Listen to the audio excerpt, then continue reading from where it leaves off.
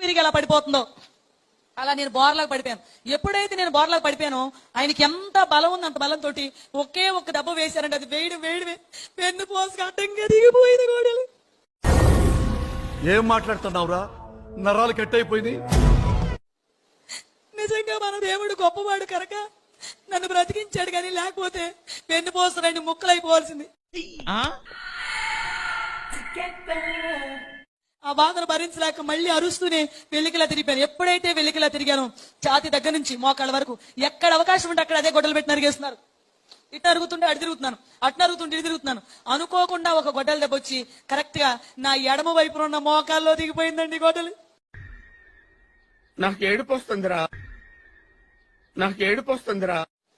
ఎప్పుడైతే గొడ్డలు మోకాల్లో దిగింది ఇంక భరించలేక అరుస్తూనే కుడివైపు తిరిగిపోయిన వెంటనే ఇంకొక బలమైన దెబ్బ పడింది. అది పడ్డం ఈ కుడివైపు ఉన్న డొక్కలో నుంచి లోపల ఉన్న ఊపిరితిత్తుల వరకు వెళ్ళిపోయింది. సరే తరలే, ఎన్నెన్నో అనుకుంటాం, అన్ని జరుగుతాయా ఏమిటి? ఎలా వెళ్ళిందో కానీ తిరిగి లాగుతుంటే గొడ్డలు రావట్లేదు, బట్టలు పట్టేసి. ఇప్పుడు నా పరిస్థితి ఎలా ఉందంటే మనం కోడిని గనక మెడగోసి ప్రక్కన వదిలేస్తే ఎలా తన్నుకుంటుందో అంతకంటే భయంకరంగా నేను తన్నుకోవడం ప్రారంభించాను. ముఖ్యంగా నాకు కళ్ళు కనపట్లేదు, కళ్ళ నిండా రక్తం పడిపోయింది. ఏం జరుగుతుందో నాకు తెలియదు. ఇల్లంతా అలా కొట్టుకుంటూనే ఉన్నాను. తలుపు దగ్గర ఇటుక రాయి తీసుకుని నా దగ్గరకు వచ్చారు. నా దగ్గర కూర్చుని ఆ ఇటుక రాయి పెట్టి నా గుండెల మీద. ఇంకొక చిన్న చెప్పి నేను ముగిస్తానండి.